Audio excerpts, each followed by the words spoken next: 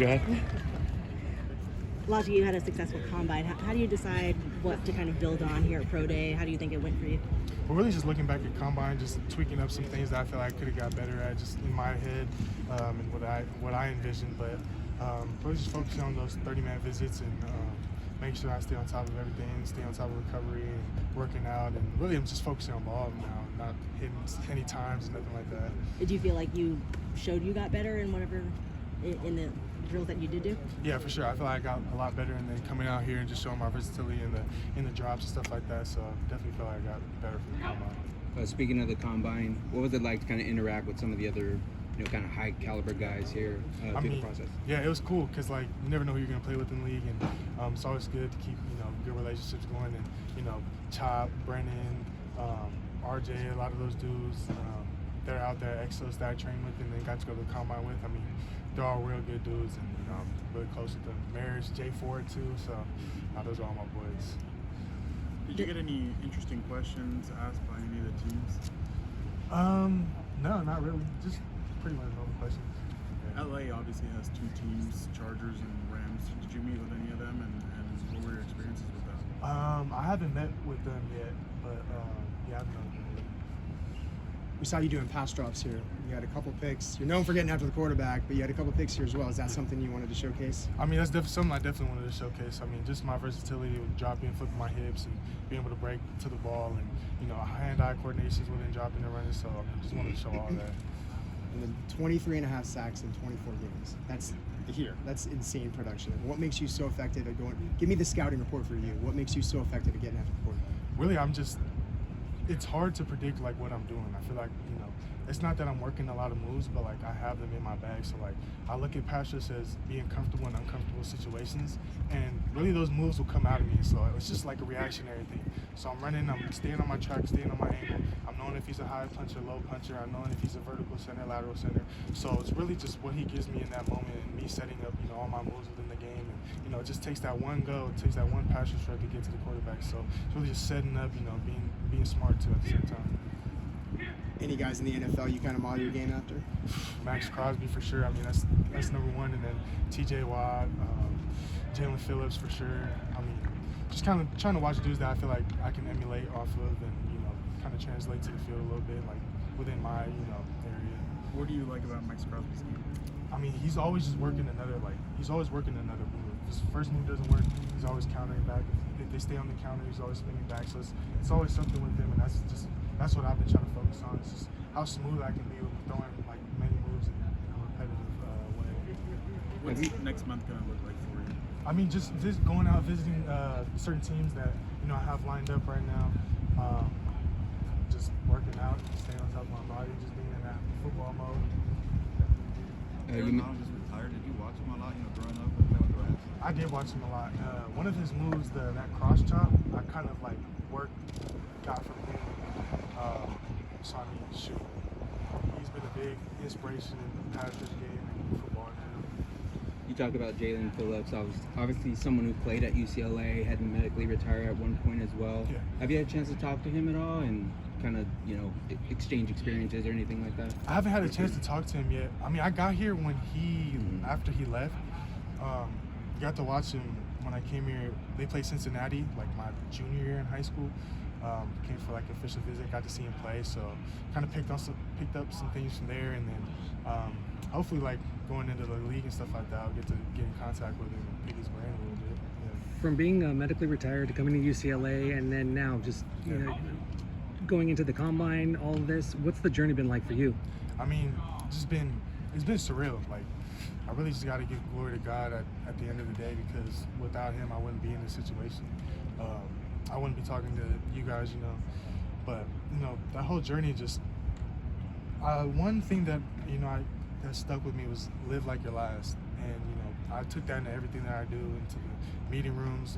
When I was here at class, taking notes in class, I just try to make sure I do everything like it's that last opportunity that I have to do it. Was there one particular thing in this process that's like the most surreal moment you look back and like, wow, I can't believe that's my life?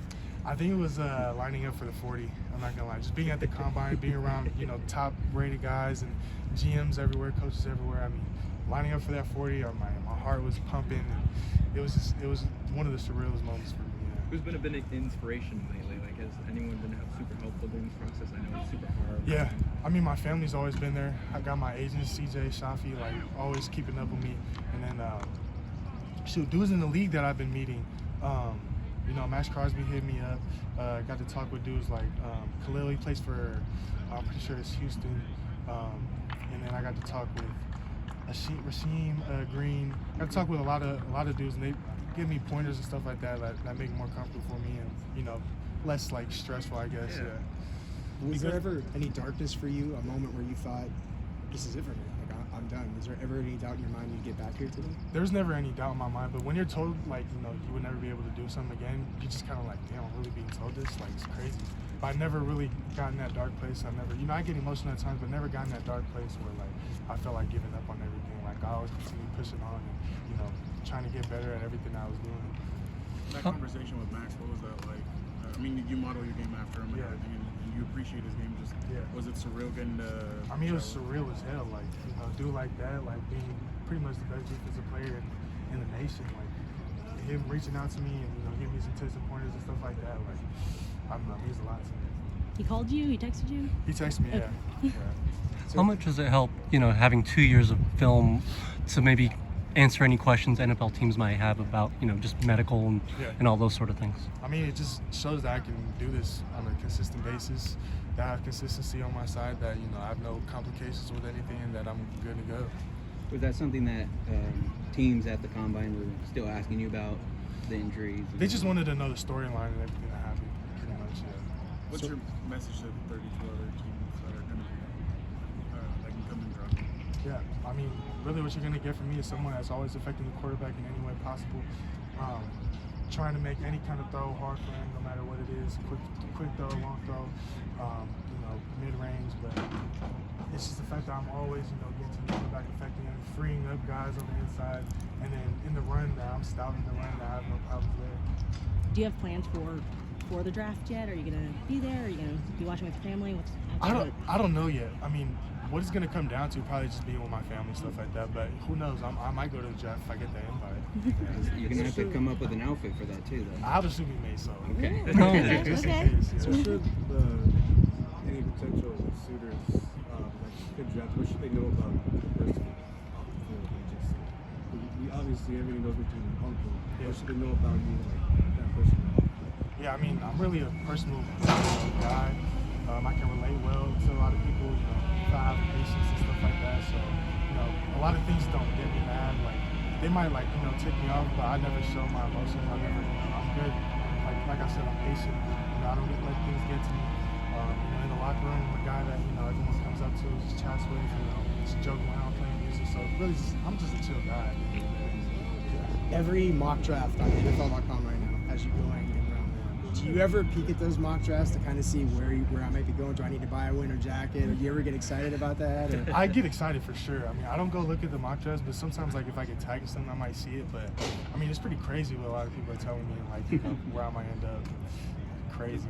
Is it exciting to know that by September you'll be chasing Patrick Mahomes, CJ Stroud, guys like that trying to sack them? Well, I mean, I can't wait for that moment. I just want to play football already, but it is surreal that I get to be doing it in the league, and it's been a dream of mine since a kid, so it's pretty crazy. When do you remember like the first time you imagined your own draft day? When you were, you know, a kid, middle school, however old you were?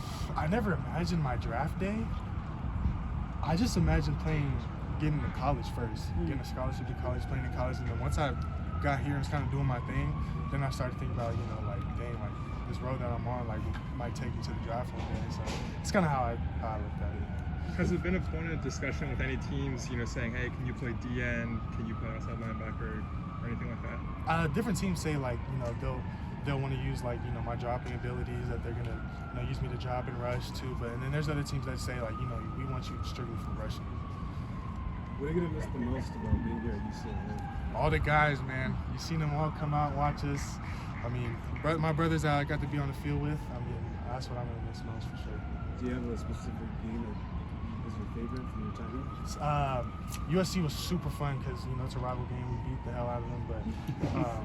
But I'd say San Diego State only because we had a fourth, what's it called? We had a goal line stand and they were on the one. You know, offense gave up the ball in the one, but you know, it's our job as a defense to not allow anything.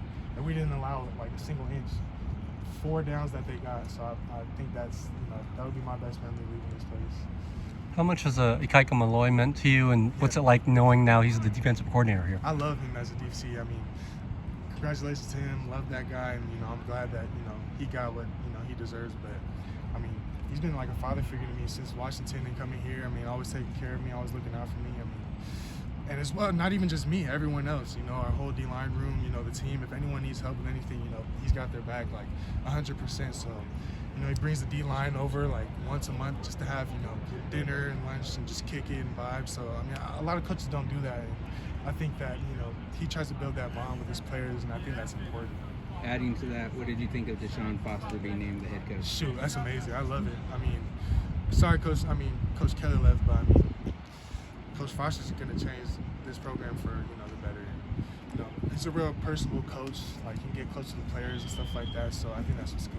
It's good for his team. Did he interact with the defense a lot as well? Obviously, he was the running backs coach, but how was he like with the defense? Was he just as close? He was just as close. It's funny because when the running backs and the linebackers do one-on-ones, he's getting into it. Coach Norton, when Coach Norton was here, he's getting into it, getting rowdy, and like giving, you know, the linebackers their their respect on his dudes. So I mean, you know, knowing certain guys on the defense, and he's came up and chopped it with me off the field too, just, you know, checking in with me. So I mean, good dude for sure, good coach.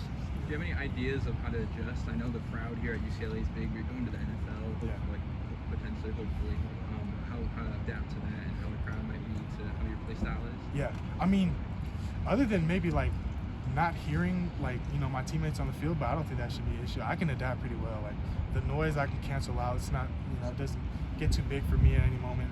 You know, that's not a problem for me. And you've already been through more adversity than a lot of guys that have been in the league 10 years are going to face. Do you think that gives you an advantage going into the league? You know, you can show people, hey, I've got the mental strength to do it. Yeah, I definitely look at it in a positive way, only because, you know, I've gotten football taken away from me, and I got it back, and I know what that feels like. So I'm living every day like, you know, it's like my last, like I said, and showing dudes that I love this game, like maybe more than they might, and more than they might have thought, and really just to show the world that, like, you know, just to inspire the world with what I went through, and that, you know, whatever people are telling you that, you know, if it's not something positive, something that's enlightening you, then, you know, don't listen to it, don't take it. Just, you know, stay true to yourself. And, you know, if you got the love and dedication for something, you know, you're gonna make it happen. There's a lot of buzz on the Murphy twins as well. What was it like lining up with them throughout your time here? I love lining up with them. Those dudes, I love football, but they love football a lot too. Their passion on the field is, they get rowdy and everything, and I love it. But love those dudes, love lining up with them, and, you know, I miss that. Hopefully, you know, we might end up on the same team, but, you know, that vision line that we always do and working off each other, it's nothing like it. I think we're gonna cut it there, guys.